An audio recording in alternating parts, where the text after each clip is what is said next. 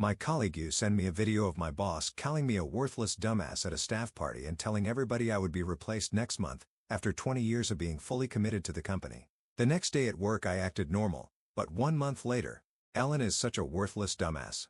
Next month, we're getting rid of her. Mark my words. She has no clue it's coming. The voice in the video was unmistakable. Daniel Carter, my boss of 20 years.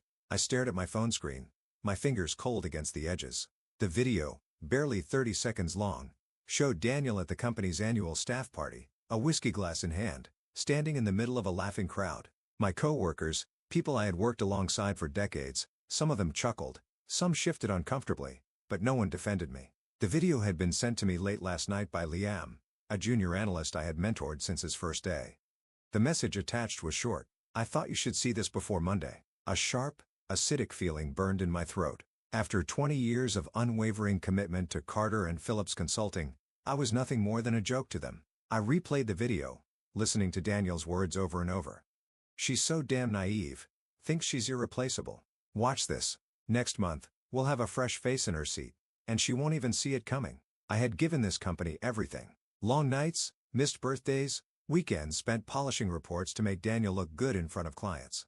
I had covered for his mistakes, smoothed over his public blunders, even defended him when others whispered about his incompetence. And in return, a betrayal so deep it left me breathless. I didn't sleep that night. Instead, I lay awake staring at the ceiling, my mind racing between rage, humiliation, and something else, something colder, determination.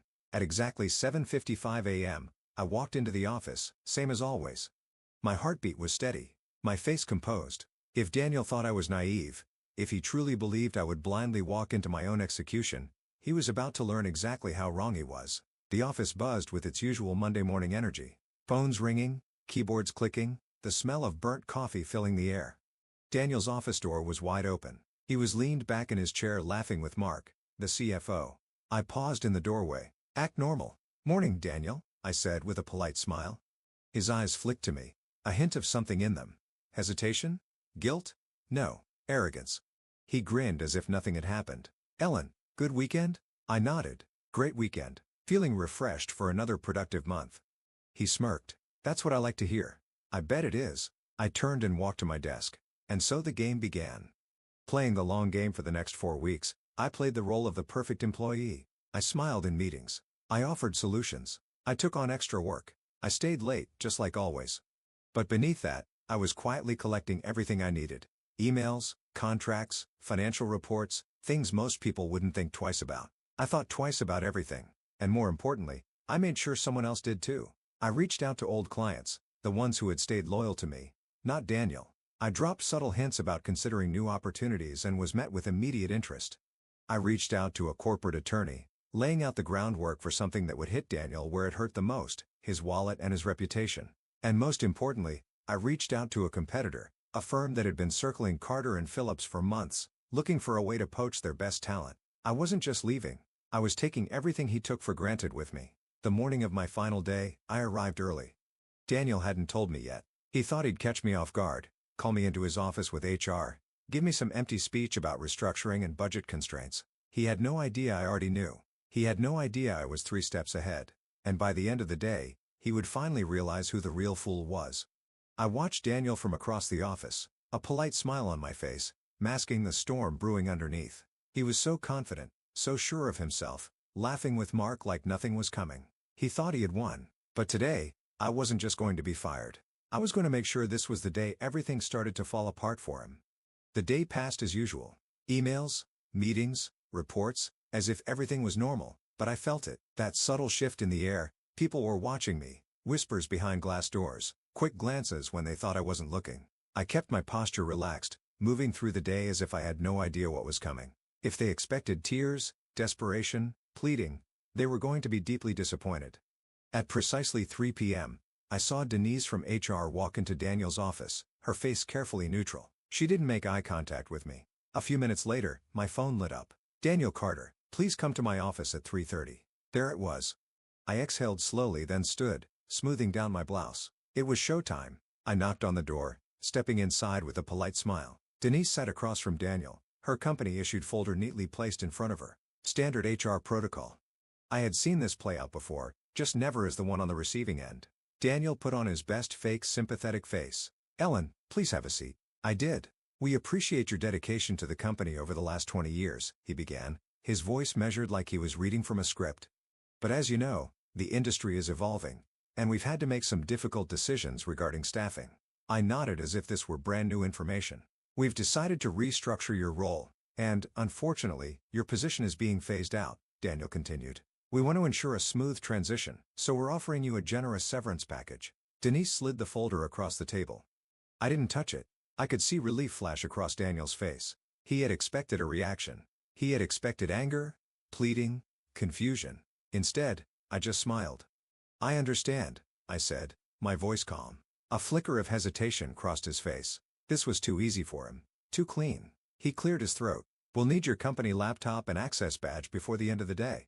And, of course, we ask that you sign a non-disclosure agreement regarding company operations. Of course, they wanted to make sure I left quietly. Still, I stayed quiet, watching, waiting. Then Daniel leaned forward slightly, his voice dropping. I know this must be difficult, he said, pretending to care. But you're talented, Ellen. I'm sure you'll land on your feet. Oh, I know I will. I tilted my head slightly. Just to clarify, this decision is final? Daniel blinked, slightly caught off guard. Yes. Of course. Perfect, I said. I'll start wrapping up my work. Daniel nodded, clearly eager to get this over with. We appreciate your professionalism. I stood, picking up the folder and flashing them both a pleasant smile. And as I walked out of the office, I felt the weight of 20 years lift off my shoulders because now I was free to burn everything to the ground. I spent the rest of the afternoon doing exactly what they expected, packing up my things, smiling at coworkers, saying polite goodbyes, just another employee leaving. But behind the scenes, I was pulling the last strings of my plan. Before logging off for the final time, I archived every email, every project file, every client contract I had access to, all perfectly legal since I was still an employee until the end of the day. Then I sent one last email, not to Daniel, but to his biggest client, the one that made up 40% of our company's revenue. It was short. Professional. Hi, Richard. I wanted to thank you for your partnership over the years. Given my upcoming departure from Carter & Phillips, I wanted to let you know I'll be available for consulting in the near future. Would love to discuss how I can continue assisting your company. Let me know if you'd like to set up a call. I hit send. That email alone, more dangerous than any lawsuit. At exactly 5 p.m., I walked out of the building for the last time. I didn't look back because Daniel had no idea what was coming next. The morning after my departure, I woke up to the sound of my phone buzzing. I checked the screen. Unknown number. I already knew who it was. Letting the call ring out, I leaned back against my pillows, a slow smile forming. Daniel was about to realize exactly how bad his mistake had been. I had expected at least a few days before the fallout started, but it seemed Daniel's arrogance had accelerated the process. By 10 a.m., I had 3 missed calls from Carter & Phillips, and by noon, a text from Liam. Liam, Ellen, whatever you did, the office is in full meltdown mode. Richard Miller just pulled out of his contract. Daniel is losing it. I laughed out loud. Richard Miller, the CEO of our biggest client, the one I had sent that polite little email to on my last day, had clearly seen the writing on the wall. No, Ellen. No stability. No reason to stay. Daniel had taken me for granted for 20 years. He thought I was replaceable, but the truth was I had been the glue holding everything together. And now that glue was gone. At 2:30 p.m., another call. This time, I answered. Hello? I said, my tone calm. A sharp exhale. Then, Ellen. Daniel's voice was tight, controlled. I just heard about Richard. He mentioned you reached out. I did, I said simply. A beat of silence. Daniel wasn't used to me being this unbothered. Listen, he continued, forcing a chuckle. I think there's been some miscommunication. Richard seemed to think you were leaving to work elsewhere. He got spooked. I'd love to clear things up. Ah, there it was. He wanted me to fix his mess. I leaned back in my chair, twirling my pen between my fingers. Daniel, I said, voice smooth. You told everyone I was a worthless dumbass who wouldn't see it coming. Why would you need me now? Silence. His breathing tightened. He knew exactly what I was referencing. Ellen, he started again. This time slower, more cautious. You know that was just office banter? I cut in, my voice dangerously light, a sharp inhale on his end. I don't hold grudges, Daniel, I continued. I just make smart decisions. Richard made one too. I heard him grit his teeth. Are you working for someone else? The desperation was starting to creep in now. He was trying to figure out what my next move was. I smiled. I don't see how that's relevant to you. A long silence. Then, "This isn't a smart play, Ellen," he warned. "We have a lot of mutual contacts in this industry." The threat. He was trying to intimidate me. He still thought he had the upper hand. And that was his biggest mistake. After hanging up, I didn't waste a second. I pulled out my notes and checked my list. Because Daniel was just the first step. Over the past 4 weeks, I had been in quiet discussions with his biggest competitors, the firms he secretly feared, the ones he laughed off in meetings but constantly tried to undercut in pricing. And one in particular had been very interested in what I had to offer. At 4 p.m., I walked into a sleek office downtown, greeted by a receptionist who already knew my name. 5 minutes later, I sat across from Nathan Pierce, CEO of Sterling & Company. "I'll be honest," Nathan said, leaning forward, eyes sharp. "The moment I heard you were leaving Carter & Phillips, I had my team watching. And after today's news, I think we both know Daniel's ship is sinking." I gave him a knowing smile. "And you want to take advantage of that?" He smirked. "I want to make sure we both win." I already knew the offer was coming, but I didn't just want a job. I wanted leverage. I pulled out the file I had prepared. "These," I said, sliding it across the table, "are projections based on my knowledge of Carter & Phillips clients, their upcoming renewals, and the weaknesses in their current contracts. If you want to take them down, this is where you start." Nathan flipped through the pages, his expression darkening with satisfaction. Then he looked up at me. "I assume you're not just giving this away for free." I smiled. "No. I'm not." His grin widened. "Let's talk terms." By the time I left the office, the deal was sealed. I wasn't just joining Sterling & Company. I was bringing Carter & Phillips clients with me. By next week, Daniel wouldn't just be losing contracts, he'd be bleeding out. And the best part? He still had no idea. Daniel was about to realize what true panic felt like. By Monday morning, the first wave hit. The moment Carter & Phillips opened their doors, their inboxes were flooded with termination notices. 3 major clients, ones I had personally managed for years, had decided to jump ship. Sterling & Company had moved fast, faster than Daniel could have anticipated. And I was watching it all unfold from the other side of the battlefield. At 8:15 a.m., Liam's text came through. "Holy shit, Ellen." Daniel just stormed into the main office. "He looks like he hasn't slept. I swear he's about to combust." I smirked. Good. Daniel had been so sure of himself, so convinced that I was just another disposable employee. But today, he was realizing that losing me wasn't just an inconvenience. It was a catastrophe. By 9 a.m., the cracks were turning into full-blown fractures. Mark, the CFO, had shut himself in his office, desperately crunching numbers to figure out how much damage had been done. Legal was scrambling to review contracts, trying to find a loophole that could keep the fleeing clients locked in. And Daniel was making calls to every executive contact he had, trying to convince them to stay. But it was already too late. The whispers were spreading. Clients were starting to realize just how unstable Carter & Phillips had become. And the worst part? Daniel had no idea who to blame. At noon, my phone rang. "Unknown number," I answered. "Ellen." Daniel's voice came through, strained and on edge. I leaned back in my chair. "Daniel, to what do I owe the pleasure?" He exhaled sharply. "I don't know what the hell you've been telling people, but we have a serious problem." I arched an eyebrow even though he couldn't see me. "Oh, what kind of problem?" "You know damn well what kind," he snapped. "Miller's gone. And now 3 other major accounts have pulled out. That's millions in revenue disappearing overnight. I need you to be straight with me." "Did you?" He stopped himself. He didn't want to say it. "Did I orchestrate this?" I let the silence drag just long enough for him to sweat. Then I said calmly and carefully, "I don't work for Carter & Phillips anymore, Daniel. What happens to your company isn't my concern." A beat of silence. Then, "You're working for Sterling, aren't you?" His voice had turned sharp. I smiled. "I don't see how that's relevant to you." Daniel cursed under his breath. "You're making a mistake, Ellen. This industry is small. You don't want to burn bridges." I let out a small laugh. "Daniel, you burned that bridge the moment you stood at that party and called me a worthless dumbass in front of the entire company." Silence. And then for the first time, I heard it in his voice. Fear. He knew this wasn't bad luck. This was me. I could almost picture him sitting at his desk, his power slipping through his fingers, realization settling in that he had severely underestimated me. And that was just the beginning. By 3 p.m., another update from Liam. "Emergency board meeting just got called. The investors are freaking out. There's talk of replacing Daniel." I felt pure satisfaction roll through me because that had been part of my plan all along. Daniel had always managed to cover up his incompetence, hiding behind my work, my dedication. But now the ugly truth was out in the open. And in the corporate world? Nothing kills a CEO faster than uncertainty and lost revenue. The next morning, I made one final move.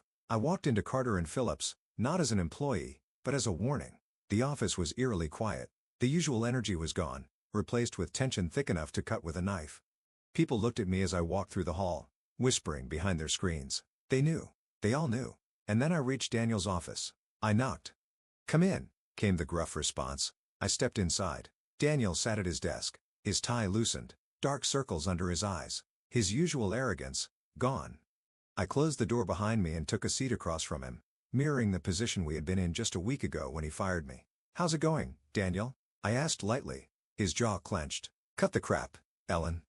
What do you want?" I tilted my head. "Me? I just wanted to see how you were doing." He let out a bitter laugh. "Oh, you know how I'm doing." I smiled. I did. He took a deep breath. "Look.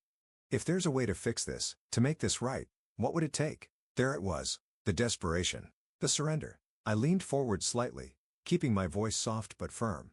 "There's no fixing this, Daniel." His expression hardened. "You think you've won?" I stood, smoothing down my blazer. "I don't think I've won. I know I have." And then before walking out of his office for the last time, I turned back and said the final words he never expected to hear. "Enjoy unemployment, Daniel." And with that, I walked away, leaving him in the ruins of the empire he once thought was untouchable. Daniel thought he could contain the damage. He thought a few phone calls, a little damage control, maybe even a few empty promises would be enough to stop the bleeding. But by the end of the week, Carter and Phillips wasn't just bleeding. It was hemorrhaging. And now the world was watching it happen in real time. On Friday morning, the headlines hit. Major client exodus at Carter and Phillips, CEO under fire, Sterling & Co. acquires key clients in strategic move. Is this the end for C&P? Executive shakeup imminent. Investors lose faith in Daniel Carter's leadership. Every business journal, corporate blog, and financial analyst was covering it. And I was sitting in my brand new office at Sterling & Company, sipping my coffee, watching the empire that Daniel built on arrogance and my hard work crumble into dust. At 10 a.m., my phone buzzed. "Liam, you are not going to believe this. Emergency investor meeting. Rumor is they're forcing Daniel out." I leaned back in my chair, smiling to myself. Right on schedule. At 1 p.m., the board called an emergency meeting. Every senior executive, every major investor, and, of course, Daniel. For the past week, he had been spiraling, trying and failing to put out the fires, but now the board was done listening to excuses. "Gentlemen," Daniel started, forcing his usual smirk. "I know things look unstable right now, but I have a plan." "Daniel," one of the senior board members interrupted. "We've already spoken with the top investors. This isn't up for debate." The smirk vanished. "We're losing clients. Our stock has dropped 23%, and Sterling & Company has completely outmaneuvered us. Do you even realize the damage that's been done?" Daniel's face darkened. "You think this is my fault?" A sharp laugh from the other end of the table. "You fired the person who was holding this company together," another board member said pointedly. "And now she's using everything she built here to destroy you." Daniel's hands tightened into fists. He knew. He knew exactly who had done this to him. And worse, there wasn't a damn thing he could do about it. At 3 p.m., an internal email went out. "Effective immediately, Daniel Carter has stepped down as CEO of Carter & Phillips Consulting. An interim leadership team will be announced in the coming weeks." I read it twice just to let the moment sink in. Daniel Carter, outside fired, publicly humiliated. Everything he had spent years building, gone. And yet, it still wasn't enough. At 5:30 p.m., I received an email from Daniel Carter. Subject: "Let's talk." Oh, this was going to be good. I opened it. "Ellen, I think we both know things have gotten out of control. I won't pretend we've always seen eye to eye, but we worked together for a long time. I know you're behind this, and I think it's time we put this behind us. Let's meet." Desperate, predictable, pathetic. I clicked reply, and I typed, "Daniel, there's nothing to discuss. I already told you this isn't fixable. Enjoy your weekend." Then I hit send. And just like that, I closed the last chapter of Daniel Carter's career, but my story was only just beginning. The storm had passed. Daniel Carter was finished. His empire had crumbled. His reputation was in ruins. And Carter and Phillips, a sinking ship, flailing to survive. But me? I was just getting started. On Monday morning, I stepped into Sterling & Company's headquarters as their newest senior partner, a position I had earned, not because of office politics or because I had played nice with the right people, but because I was the best at what I did. Nathan, the CEO, greeted me in the executive lounge with a firm handshake. "Welcome aboard, Ellen," he said. "From what I hear, you've already made quite an impact."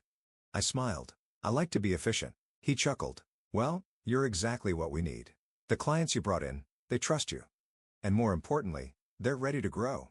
I nodded, feeling something I hadn't felt in years: excitement, possibility, control. This wasn't just a job. This was a fresh start. I should have known Daniel wouldn't disappear quietly. Because later that afternoon, my assistant knocked on my office door. "Ellen," she said, hesitating. "You have a visitor." I raised an eyebrow. "Who?" She looked uncomfortable. "Daniel Carter." I stared at her for a second, then let out a slow breath. "Send him in." A few moments later, Daniel walked in. Or rather, what was left of him. His expensive suits, his cocky smirk, his air of untouchability, gone. His eyes were tired, his face was drawn, and for the first time in his life, he looked small. I leaned back in my chair, studying him. He didn't sit. He didn't speak. Not right away. Finally, he let out a humorless chuckle. "You really did it." I tilted my head. "Did what?" His jaw clenched. "You destroyed me." I didn't correct him because he wasn't wrong.